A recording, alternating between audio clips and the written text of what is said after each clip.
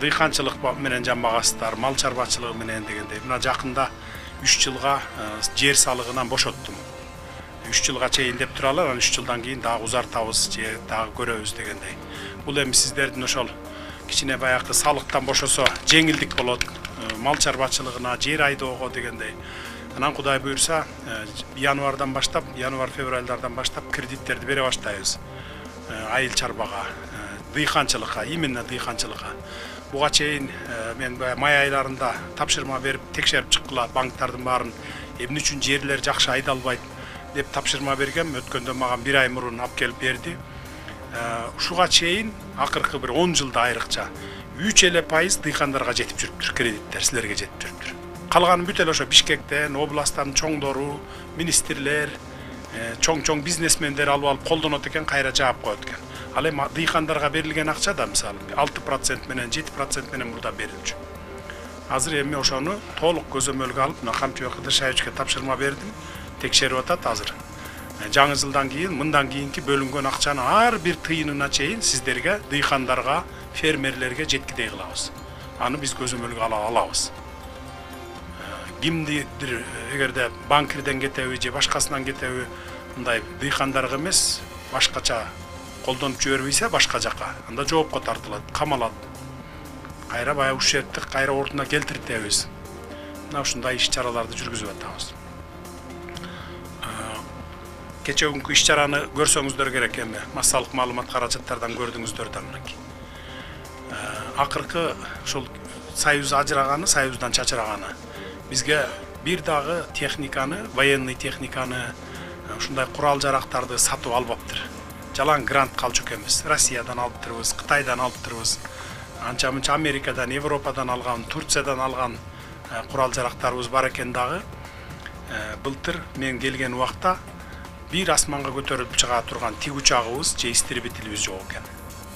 Мына баягы Баткен окуясы болгондо көрдүңүздөр да өзүңүздөр дагы. Анан кийин кой эми биз күчтүү мамлекет курбасак, биз ушинтип ар кимдин кордугуна кабылып жүрө беребизби деп, анан Кудай буйрса мына бүт армияны күчтөп атабыз. Бүт бар өзүбүздүн бюджеттин акчасынан мынакей. Жеп ичип аткандардын баардыгын тыйып атабыз, токтотуп атабыз. Мына Мегакомду алалы, башынан баштап айтып берейин. Мурда 2 миллиард, 3 миллиардга чейин таза киреше алып жүргөн. Мындан 7-8 жыл мурун, 10 жыл мурун. Акыркы убактарда 500 миллионго түшүп калыптыр. 500 миллион. Анан жазында ошол бир жаңы жетекчини коюп туруп тапшырма бергенмин. 1,5 миллиардтан кем алсаң, кем берсең мамлекетке, анда сен да камаласың анда деп туруп расчетторун чыгарып, мына кем эмес алса болот 1,5 миллиард. Мына 1,5 миллиардка таза киреше чыкты. Мурда 500 миллион таза киреше деп көргөзүп жүрүшкөн. Көрдүңүздөр, 1 миллиардты чөнтөгүнө салып жүргөн, урду алып кетип аткан мындай четинде. Темир жол мисалы. Темир жол дагы 30 жылдан бери бир жакшы киреше берген эмес. Шпалдардын бардыгы баягы илгерки жыгач шпалдар менен болчу. Ал дагы мына бүгүн жарым жылдын ичинде 1 миллиард 600 миллион таза киреше берди. Бүт азыр алмаштырып баштадык темир жолдорун. Скоросу 20 менен жүрүп калган экен, эмеден Луговойдон бери карай, Казакстандан бери чыкканы. Таза киреше алып мына өзлөрүнүн менен өзлөрүн камсыз кыла баштады. Мамлекетке да бере баштады. Кара кече жолун жасап атабыз. Кара кече, Кочкор кара кече балыкчыдан баштап. Ар жагы Бостерге чейин алып барабыз. Темир жол башталып атат жаңы. Мына КПКны. Бул дагы мен эсептеп чыгып 10 миллионго жакын баягы чыгаша менен чыгып атат деп аткан. 47 миллион менен чыгаша менен чыгып жүргөн экен. Мына быйыл болсо 160 миллион таза кирешеге чыгып кетти мына. Көрдүңүздөр мына. Ал чыгаша болуп жүргөн эмес да, 47 миллион да чыгаша болуп жүргөн эмес. Чыгаша болду деп аны жеп, анан бүгүнкү түшүп аткан 160 миллион муну жеп жүргөн мынакей. Көрдүңүздөр мына. Талап, тоноп, жей эле берген экен да мынакей. Ушинтип мына неме кылып атабыз. Кумтөр боюнча мына. Кумтөр 100% өзүбүздө турат бүгүн. Баягы кол коюшу гана процедуралар калды, кол коюшабыз. Эч кандай ал жерде проблема болбойт. Кумтөр жылына 1 миллиард алтын казак, 1 миллиард долларга. Анын жарымы расходторуна кетет, жарымы таза киреше болуп калат. 400-500 миллион доллар таза киреше. Биз май айында алдык, майдын аягында. Азыр 200 миллионго жакын таза киреше Кумтөрдүн шотунда турат. Биз аган тие элекпиз. Могу жасап аткан иштерибиз республика боюнча биздин өзүбүздүн гана ошол баягы бюджеттин ичинен гана уурдалып кетип аткан жерлерди токтоп, салыктан, бажыдан ошондон жасап атабыз. Эми Кумтөрдүн акчасын Кудай буйрса жаңы жылдан кийин көрөбүз мунун үзүрүн. Bir 300 milyon dollar менен январ айына киребиз. Бул 30 жылдын тарыхында мындай болбоптур. Биринчи жолу болуп атат. 2009-жылы болгон экен, мага финансисттер айтып берди. Анда бирок Россиядан бери келген 200 миллион Россия берген экен. Биз азыр эч кимден албай өзүбүздүн 300 миллион доллар менен киребиз. Ошону бөлүштүрүп беребиз. Завод, фабрика салганга, дыйкандарга кредиттерге, ар кайсы ошо жолдорго январ-февралда бөлүштүрүп берсек, марттан баштап иштер башталат буюрса. Облустарга, райондорго беребиз. Мына ушул акчаларды беребиз. Апрелден баштап, 1-апрелден баштап эмгек акыларды көбөйтөбүз. Пенсия пособияларга да кошуп беребиз, дагы кошуп. Мугалимдердикин, медиктердикин, милиция кызматкерлеринин, аскер кызматкерлеринин көтөрүп беребиз. Мына бүгүн жаңы имарат ачтык Жалал Абадта деген медицина кызматкерлерин. 8.000 зарплата алат экен, 8.000 сом. Эми чын-чынына келгенде бул өтө аз. Өтө аз. Биз кошуп берели деп мына ушундай пландарды жүргүзүп атабыз.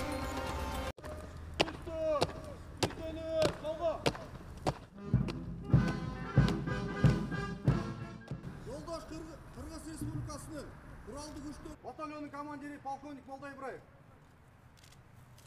Саламатсыздарбы, жоокерлер? Саламат болуңуз, жолдош башкы бол башы.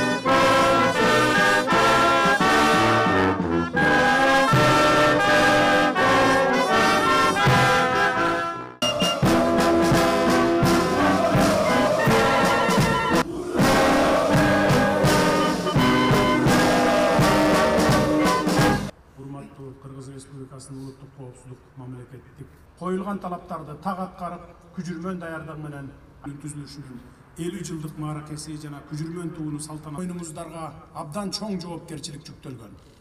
Колдонуудан сырткары керек болсо өмүрүн да аябай кыйла жоопкерчиликтүү.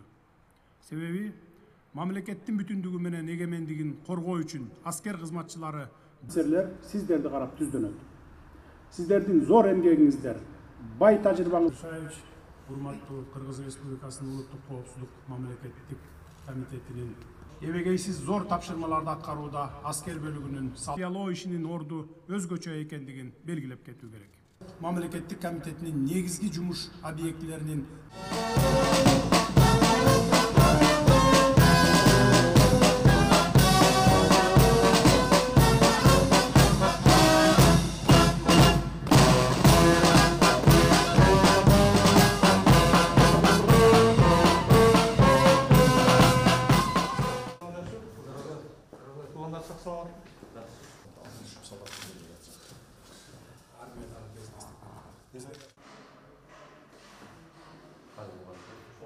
Келечекте ушундай академия курсакпы деген ниеттенип атабыз. Академия болсо 2022 жылдын 1-кварталында башталат. Кабинет болот мугалимдерге расчет кылынган. Анан спорт залы болот. Спорт залынын астында учебный тир.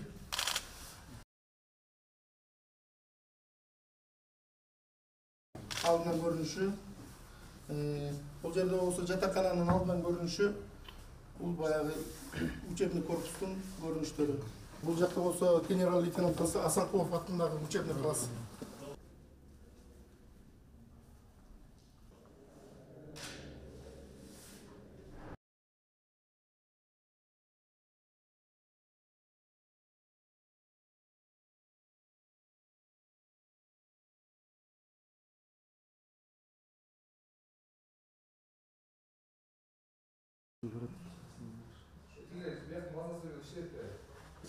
Öyle böyle kalsın.